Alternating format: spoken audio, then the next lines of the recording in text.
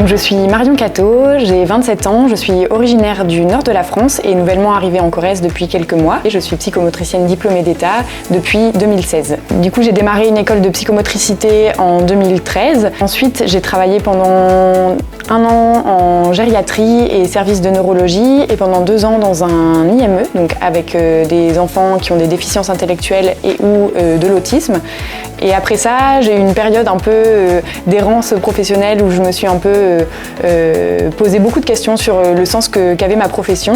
Je suis partie voyager quelques temps avec mon conjoint et après être revenue, j'ai décidé de couper un peu avec la psychomotricité et j'ai été commis de cuisine dans un restaurant, un petit restaurant lillois pendant 1 an. Après cette année d'expérience, je suis revenue quand même à mes premiers amours avec la psychomotricité.